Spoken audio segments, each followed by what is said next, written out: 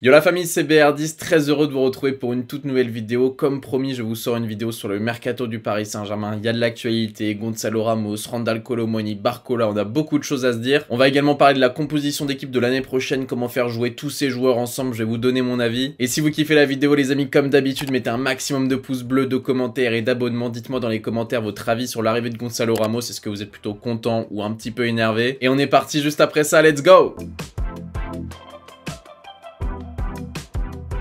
Alors Gonzalo Ramos c'est quasiment officiel au Paris Saint-Germain, c'est donc un deal de 65 millions d'euros plus 15 millions d'euros de bonus, donc un total de 80 millions d'euros qui part du Paris Saint-Germain jusqu'au Benfica. On n'a pas d'informations sur les bonus, peut-être que c'est un minimum de buts, peut-être que c'est s'il gagne un ballon d'or ou si on gagne la Ligue des Champions. Ça on sait pas, on verra ça plus tard. Contrat donc de 5 ans jusqu'en 2028 pour un joueur qui est né en 2001, donc qui a 22 ans, je trouve ça intéressant, c'est une très bonne durée de contrat. Avant de procéder à l'analyse tactique et technique du joueur, moi déjà ce que je trouve intéressant c'est qu'on fait venir un joueur qui n'est pas une star, c'est un joueur donc qui est jeune, un prospect à développer mais qui est déjà très bon, un des meilleurs buteurs on va dire du monde. Je pense qu'il est au moins dans le top 10 voire le top 15 grand max des meilleurs numéro 9 du monde, mais je pense que dans le top 10 c'est déjà très bien. Et ça me plaît comme stratégie du Paris Saint-Germain, qu'on arrête de prendre toujours des stars pour prendre des stars, qu'on prenne des jeunes à très fort potentiel mais qui sont déjà bons actuellement. Kanguinli, Cherendour, Gonzalo Ramos, Barcola potentiellement. Donc déjà concernant la stratégie je suis intéressant.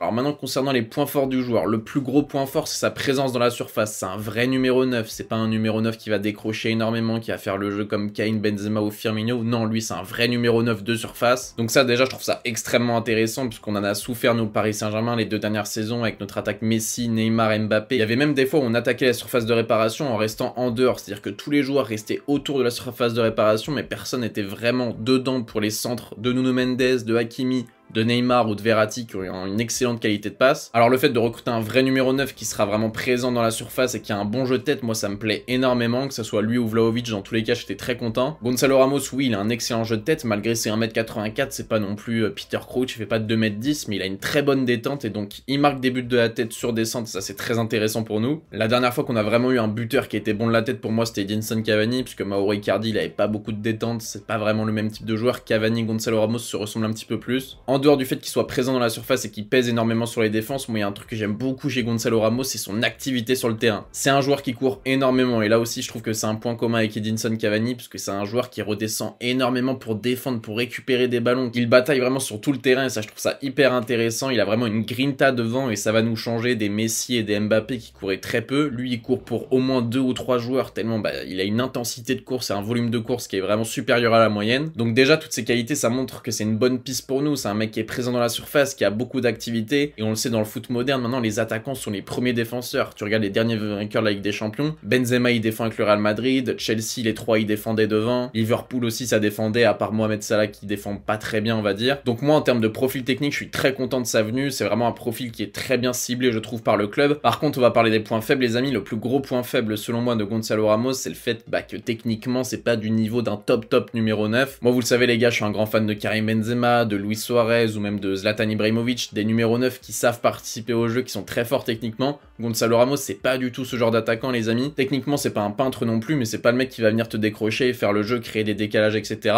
De temps en temps il va revenir en arrière, toucher un peu le ballon pour rester dans le match tout simplement, pour rester concentré, mais c'est pas un créateur, c'est vraiment un finisseur les amis. Donc son point faible moi je dirais que c'est quand il est loin des 30 mètres adverses, il commence à devenir un petit peu inutile à la création du jeu. Deuxième point faible que je mettrais c'est qu'il vient du championnat portugais. Alors je respecte énormément le championnat portugais, il est pas si éloigné de ça que la Ligue 1, mais ça reste quand même un championnat qui a des équipes vraiment mauvaises. Quand tu regardes la deuxième partie du tableau c'est vraiment des équipes qui sont tout simplement faciles on va dire à battre, et Gonzalo Ramos il a marqué plusieurs fois contre ce genre d'équipe. Alors même s'il a marqué en Coupe du Monde notamment un triplé face à la Suisse, il a marqué en Ligue des Champions aussi, le fait de passer du championnat portugais à la Ligue 1 ça reste quand même une étape, c'est pas non plus l'étape de la première ligue mais ça reste quand même une étape dans une carrière, donc je l'ai mis dans les points faibles, c'est à dire qu'il va devoir s'adapter à un nouveau championnat qui est supérieur au sien. Maintenant il y a un autre point faible dont j'aimerais parler de Gonzalo Ramos, c'est pas vraiment un point faible mais c'est le fait que son agent c'est encore Jorge Mendes. Ça commence à faire beaucoup de joueurs du Paris Saint-Germain qui sont signés par Jorge Mendes, il y a Ugarte, Vitinha, Asensio, Renato, Endur, Soler, Fabian Ruiz, Kanguinli et donc bientôt Gonzalo Ramos. Alors est-ce que vous avez en tête déjà un agent qui a eu autant de pouvoir dans un club? Moi personnellement j'en ai pas en tête, faudrait peut-être que je fasse des recherches, peut-être que ça a déjà existé. Alors bientôt on pourra presque considérer Jorge Mendes comme un directeur sportif du Paris Saint-Germain, il est très proche de Luis Campos. Luis Campos il fait manger son copain puisque vous le savez les agents ou les maisons d'agences prennent énormément de commissions sur les transferts. transfert. Donc peut-être qu'il y a des arrangements entre Luis Campos et Jorge Mendes, je sais pas comment ça se passe dans le privé, j'ai pas envie de faire de la diffamation ou quoi que ce soit. Mais en tout cas, on voit vraiment que Luis Campos cible énormément de joueurs qui viennent de Jorge Mendes, qui viennent de son ami Jorge Mendes, donc ça porte à se poser des questions quand même. Dites-moi ce que vous en pensez dans les commentaires, est-ce que ça vous gêne ou non toute l'influence de Jorge Mendes autour du Paris Saint-Germain? Moi ça me gêne pas forcément, mais ça me fait poser des questions. Donc vous m'avez compris, moi l'arrivée de Gonzalo Ramos au Paris Saint-Germain, j'en suis plutôt content. Il y a un point dont il faut quand même parler les amis, c'est le prix, 65 millions d'euros plus 15 millions d'euros de bonus. Est-ce que vous trouvez ça trop cher ou non? Personnellement je trouve ça un petit peu cher. Si ça avait été 60 millions d'euros, je pense que c'était le juste prix pour un joueur qui vient du championnat portugais. Je trouve juste ça un petit peu trop cher, mais ça dépend aussi des bonus les amis, parce que 15 millions d'euros de bonus, si c'est des bonus inatteignables comme gagner le Ballon d'Or, ça va. Par contre si c'est un bonus juste gagner de la Ligue 1 ou mettre 10 buts en Ligue 1, forcément ça va vite être atteint et donc on va perdre de l'argent. Donc voilà, concernant Gonzalo Ramos les amis, vous m'avez donc compris, je suis content de sa venue, je trouve que c'est une bonne recrue, je mettrais genre 7,5 sur 10 voire 8 sur 10. Alors comment on va jouer le Paris Saint-Germain avec Gonzalo Ramos? Je vous mets ma composition d'équipe à l'écran, moi je vois les choses comme ça, donc Donnarumma, Lucas Hernandez en concurrence avec Kimpembe, Marquinhos en concurrence avec Skriniar, Hakimi à droite avec Mukiele, Nuno Mendes avec Serif Naga en doublure, Ugarte en 6 avec Zaïre Emery, Verratti, Neymar, Ramos et Dembélé devant avec en doublure Kangin Lee, Asensio et pourquoi pas Ekitike. C'est comme ça que je vois les choses personnellement, mais maintenant il y a Fabrizio Romano et Santi Aouna qui sont des spécialistes du mercato qui nous disent que le mercato du PSG n'est pas fini d'un point de vue attaque et qu'on veut encore recruter Kolo Muani et Barcola. Alors là j'ai une question à vous poser la famille dans les commentaires, qui est-ce que vous faites jouer parmi tous ces attaquants? Si on a Kangin Lee, Neymar, Ramos, Dembélé, Asensio, Barcola et Kolo Muani, comment vous organisez l'attaque? Dites-moi ça dans les commentaires. Moi je pense que ça donnerait ça du coup la composition d'équipe. D'ailleurs tous les joueurs que vous voyez pas sur la composition c'est des joueurs que moi personnellement je vends. Là du coup avec selon les rumeurs je vendrais Verratti malheureusement, même si j'aimerais beaucoup le garder.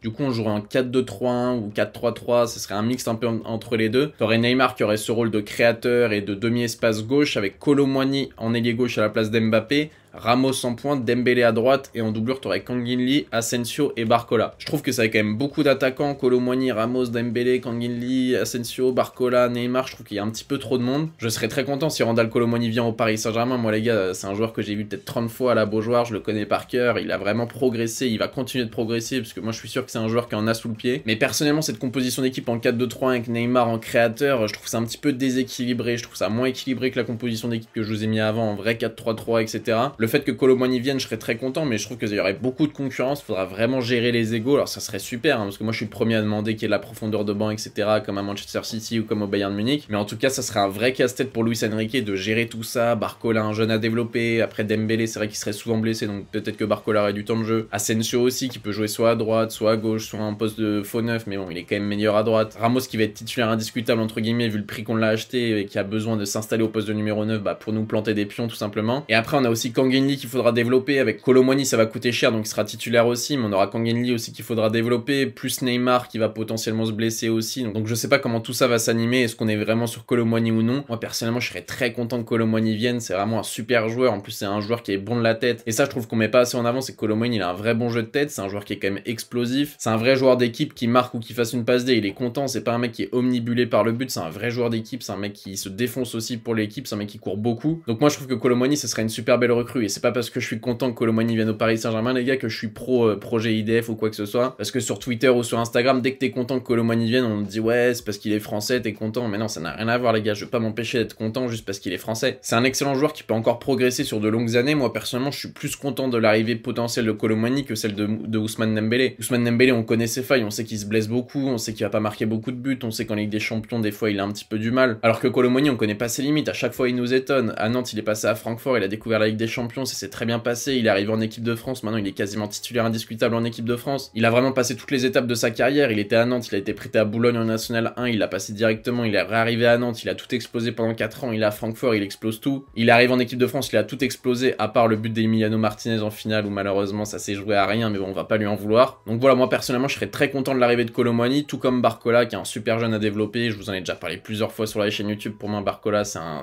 putain de joueur, c'est vraiment un gros potentiel, un gros prospect et je crois vraiment en lui. Je pense qu'au Paris Saint-Germain il pourrait se développer, mais je pense que quand même pour lui, pour sa carrière, c'est quand même mieux de rester une saison de plus à Lyon. Mais je suis égoïste, personnellement, je pense qu'à l'intérêt du Paris Saint-Germain, et je pense que Barcola au PSG, il s'éclaterait, il nous apporterait énormément en tant que super sub. Donc voilà, dites-moi ce que vous en pensez dans les commentaires. Est-ce que vous préférez la première première composition d'équipe ou la deuxième. Moi personnellement je préfère la première en termes d'équilibre, je la trouve meilleure, même si dans la deuxième il y a Kolo Muani, donc je suis quand même content de la deuxième. Voilà la famille, on a fini avec cette vidéo, j'espère qu'elle vous a plu. Comme d'habitude, n'hésitez pas à mettre un maximum de pouces bleus, à commenter, à vous abonner, c'est toujours un plaisir de vous parler du PSG, mon club de cœur depuis toujours. J'espère qu'on va faire une belle saison, en tout cas le dernier match amical, victoire 3-0, m'a un petit peu rassuré quant à l'état de santé de Neymar. Il est arrivé en avance, il a mis un doublé, une passe D, il a vraiment été excellent, donc ça me rassure un petit peu quant à la saison qui va nous pondre le Neymar. J'ai l'impression qu'il va faire une belle saison, donc voilà, ça me rassure un petit peu. Je reste confiant pour la saison, comme d'habitude les amis, vous me connaissez, je suis quelqu'un d'optimiste. Donc voilà la famille, j'espère que vous profitez très bien de ce mois d'août, j'espère que vous avez du soleil chez vous, parce que moi à Nantes il n'y a pas beaucoup de soleil. Force à ceux qui travaillent et bonnes vacances à ceux qui sont en vacances. C'était BR10 les gars, je vous kiffe, bonne matinée, bonne journée, bonne soirée, bonne nuit, peace.